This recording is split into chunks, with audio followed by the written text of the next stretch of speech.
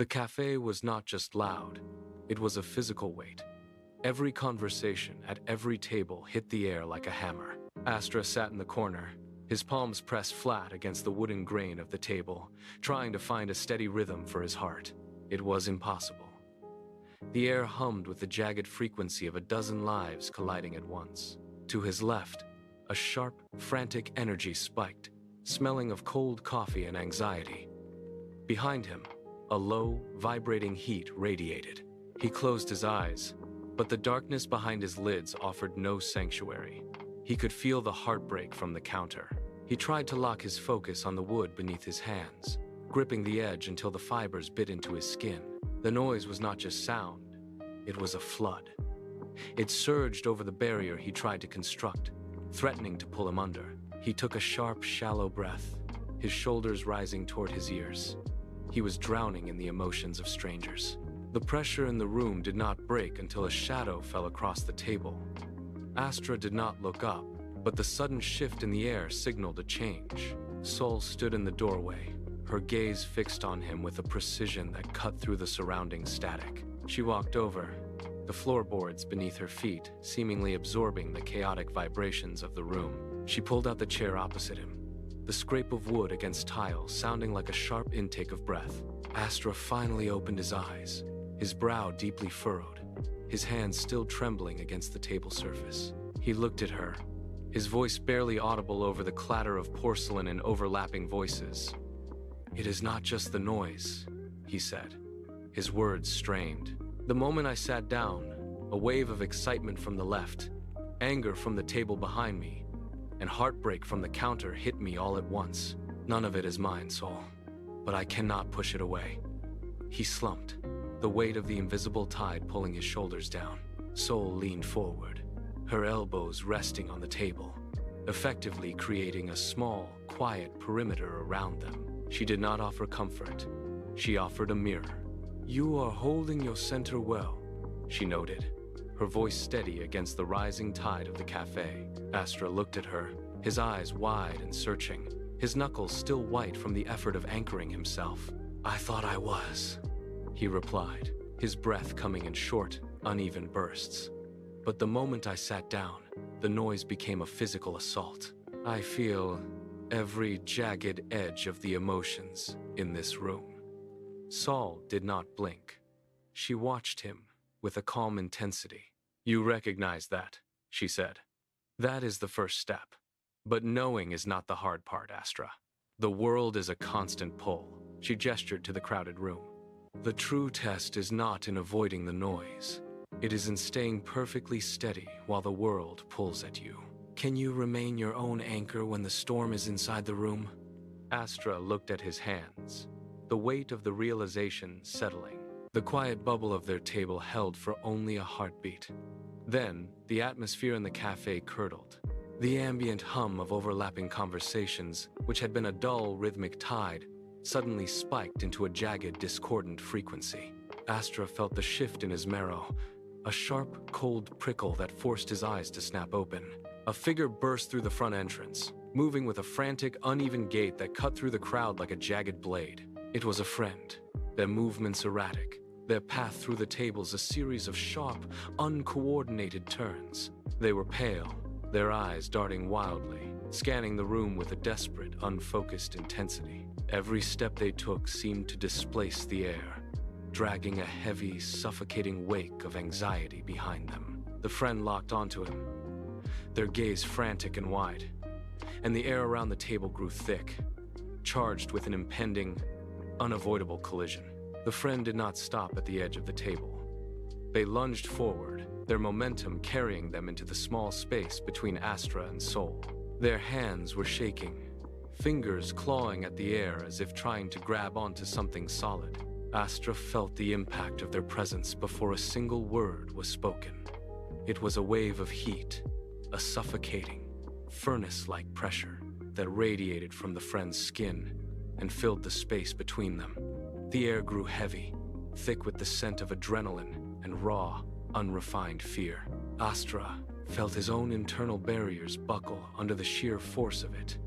His pulse, which had been steady seconds ago, began to race, in sync with the erratic rhythm of the friend's breathing.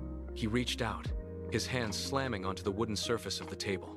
He pressed down, his fingers curling over the edge until the skin stretched tight, and his knuckles turned a stark, bloodless white. Every muscle in his arms locked.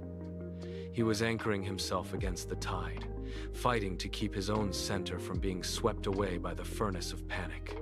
The friend opened their mouth, a torrent of words already forming, but Astra cut them off with a sharp, guttural sound. "Give me a moment," he rasped, his eyes squeezed shut against the encroaching heat. His voice was thin, strained by the effort of holding his own center. He did not look up. He could not. The friend faltered, their body twitching with the urge to keep pacing, to keep dumping the weight of their panic onto the table. They stepped forward, reaching for Astra's shoulder, but a hand intercepted them. Saul moved with a fluid, absolute authority, catching the friend's arm mid-air. She did not pull them back. She simply held the contact, a firm, immovable barrier that forced the friend to stop. The cafe seemed to hold its breath. Astra remained frozen, his jaw locked, his entire focus turned inward to find the ground beneath him. Astra kept his eyes clamped shut, the darkness behind his lids swirling with the friend's raw, jagged anxiety. He stopped fighting the heat and instead reached for the stillness he had practiced for weeks. He imagined a trunk, thick and ancient, driving roots deep into the cool, dark earth beneath the cafe floor. He felt the phantom sensation of bark against his palms, rough and unyielding. The panic radiating from his friend hit this internal wall and slid away. Astra focused on the rhythm of his own breath, slowing it down, forcing his heart to match the steady, rhythmic pulse of the tree. He felt the frantic energy of the room as mere weather passing through his branches. His shoulders dropped an inch, the tension in his jaw softened. He took one final, deep breath, feeling the roots hold firm against the shaking floorboards.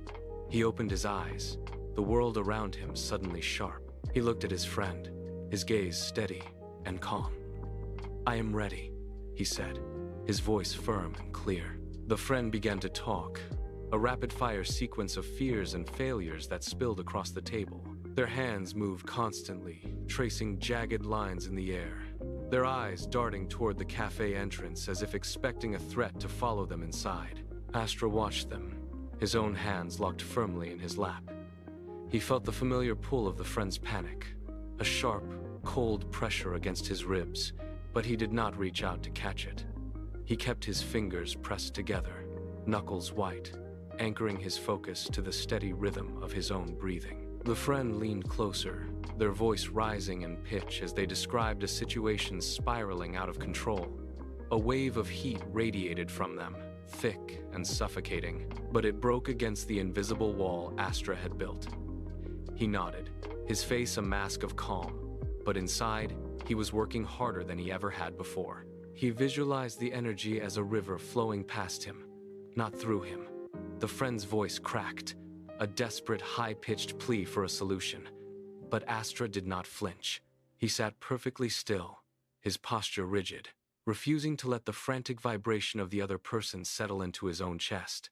He remained a witness, not a vessel. The friend stopped mid-sentence, the frantic energy abruptly cutting off as they stood and rushed toward the door. The sudden absence of their presence left a hollow space at the table. Astra did not move to follow. He slumped back against the wooden chair, his spine finally losing its rigid, upright tension.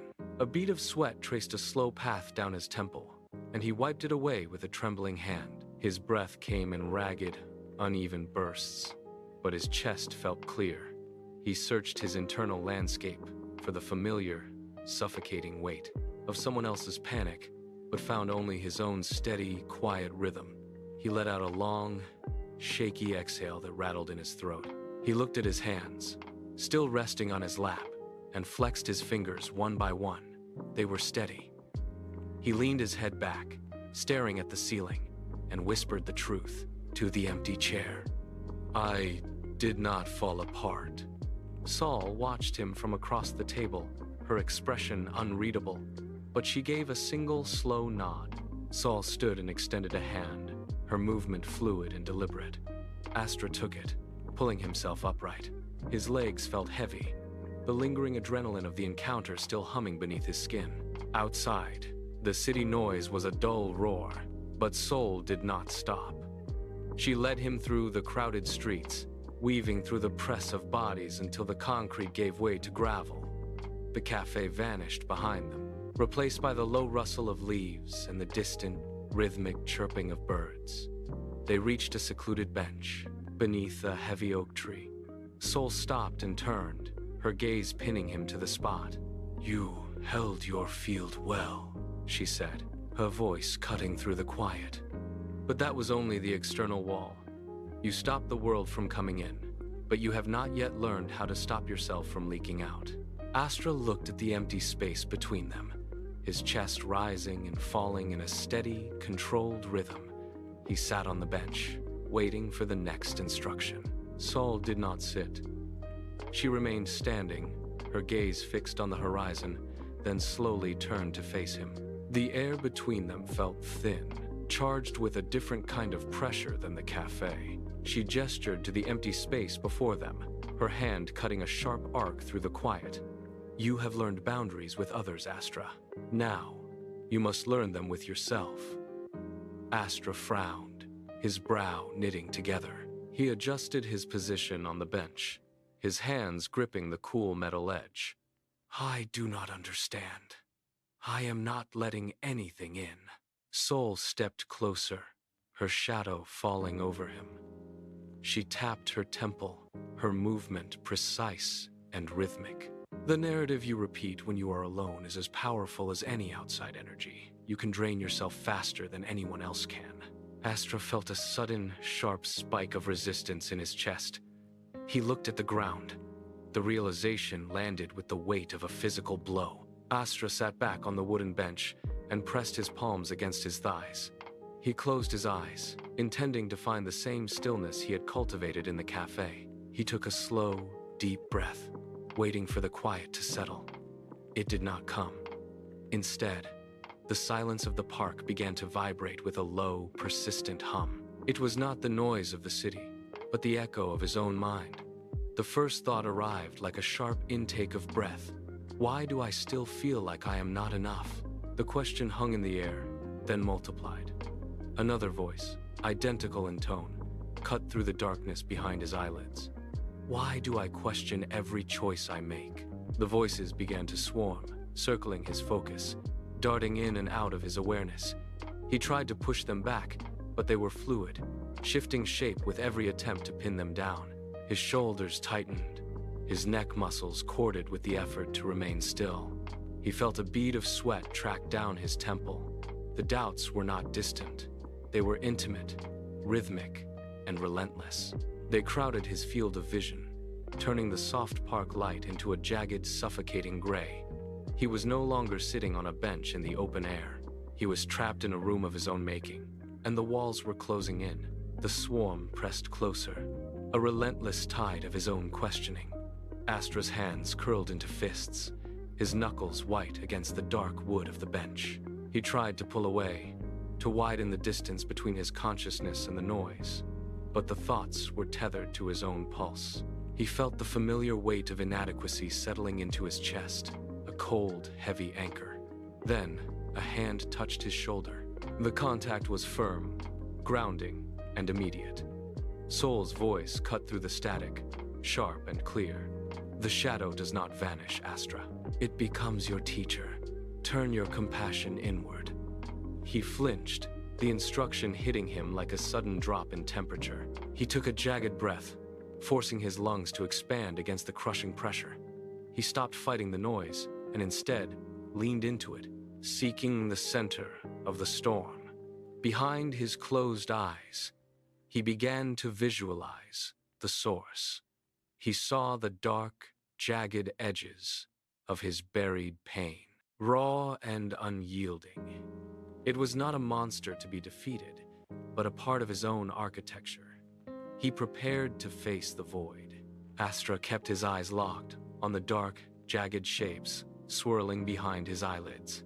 The pain was a physical weight, a dense knot of cold energy that pulsed in time with his heartbeat. He felt the shadows tighten, a sudden surge of doubt attempting to pull his focus back into the familiar cycle of fear. He did not flinch. He pushed his awareness deeper into the center of the knot, grounding himself against the bench. He opened his mouth, his throat tight, and forced the words out into the internal void. "I am listening," he said, his voice steadying as the sound resonated within his own chest. The shadows flickered, momentarily losing their sharp, suffocating edge. Astra felt the resistance of his own history, the heavy drag of years spent running from this exact confrontation. He took a slow, deliberate breath, drawing strength from the stillness he had practiced. He spoke again, louder this time, his intent carving a path through the darkness. "But you do not get to control me anymore." The words hit the void like a physical blow. "You are part of me, not the whole story."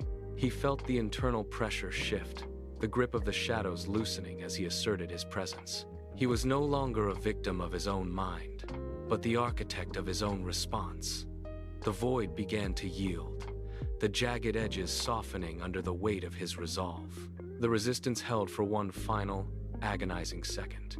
Astra felt the muscles in his shoulders coiled tight, a physical manifestation of years of defensive posture. He did not retreat. He pushed his intent into the center of the knot, demanding release. Then, the snap came. It was not a sound, but a sudden, violent cessation of pressure. The tension that had defined his internal landscape for so long simply gave way. He felt the weight lift, a sudden lightness rushing through his chest. Behind his closed eyes, the jagged, dark edges of his pain began to lose their definition. They did not vanish into nothingness. They transformed. The harsh, suffocating blackness bled out, replaced by a soft, ambient glow that radiated from within. It was a warmth that settled into his marrow, steady and constant. The internal storm had passed, leaving behind a profound, quiet clarity. He felt the edges of his own consciousness expand, no longer restricted by the walls he had built to keep the world out. The darkness was no longer a threat, but a foundation, integrated and calm. He remained still, letting the glow settle, feeling the shift take root in his physical form. The struggle was over, and in its place, a new, grounded presence emerged. Astra kept his eyes closed for several heartbeats, savoring the absence of the internal friction that had plagued him for so long. He felt the steady rhythm of his own breath, no longer fighting for space against the echoes of his past. Slowly, he lifted his eyelids. The world did not rush in to meet him with its usual force. Instead, it waited. The park around him was vibrant, filled with the rustle of leaves and the distant hum of the city. But the sounds remained external. They did not hook into his nerves or demand a reaction. He looked at the empty bench, then at the trees swaying in the breeze, and realized the difference. The truth of the place was visible, distinct. He reached out with his senses, touching the energy of the environment, and found he could hold it at a distance. It was like watching a river flow. The air felt crisp, almost cool against his skin. He took a deep, steadying breath, feeling the oxygen fill his lungs without the weight of anxiety. The clarity was not a shield he had to hold up. It was a state of being he had finally claimed. He looked at Sol, his focus sharp and unclouded. Sol watched him, her gaze tracking the subtle shift in his posture as he finally settled into his own skin. She stood, her movement fluid and deliberate, and turned her attention toward the horizon where the light was beginning to soften. Astra followed her gaze, the vastness of the space ahead no longer triggering the old frantic need to retreat. Sol extended a hand, pointing toward the distant skyline. "Every empath reaches this moment," she said, her voice steady. "It is the moment you stop just navigating the world and begin shaping it." Astra looked at her, then back to the horizon. The path ahead was no longer a maze of overwhelming signals, but a landscape waiting for his influence. "Your path will not look like mine. Your heart will pull you toward the work you are meant to do. Trust that pull." She turned to face him fully. He was no longer a vessel for the world's noise, but a force capable of directing his own energy outward. Astra stood up, his movements deliberate and unhurried. He planted his feet firmly on the ground, feeling the soil beneath his boots, and squared his shoulders. The tension that once pulled him in a dozen directions had evaporated, replaced by a steady, focused energy. He looked at the path stretching out before him, no longer seeing it as a source of potential chaos, but as a space he was prepared to navigate with intent. He took a single, measured step forward, his gaze locked on the horizon. The air around him felt still, yet charged with the potential of what lay ahead. He did not look back at the bench or the quiet park. His focus remained entirely on the distance, his hands hanging relaxed at his sides, his breathing deep and rhythmic. He felt the weight of his own resolve, a solid presence that anchored him against the uncertainty of the future. He turned to Sol, his expression calm and his posture upright. "Then the next step begins now," he said, his voice steady and clear. He did not wait for a response. He turned back to the path, his stride lengthening as he moved toward the edge of the park. Every muscle in his body felt aligned with his decision. Sol watched him walk, her hands resting at her sides. A faint smile touched her lips as she tracked his progress across the grass. Astra did not glance back. He moved with a rhythm that belonged entirely to him, his pace steady and his head held high. The park gate stood just ahead, a threshold between the quiet space of his training and the unpredictable pulse of the city beyond. He reached the gate, his fingers brushing the cold metal latch, and paused for only a heartbeat. He was not bracing for impact anymore. He was simply moving forward. The world would continue to pull at him, to test the boundaries he had built, and to demand his attention. He walked into the current, his posture unwavering, ready to meet whatever the day would bring. He was finally, truly prepared.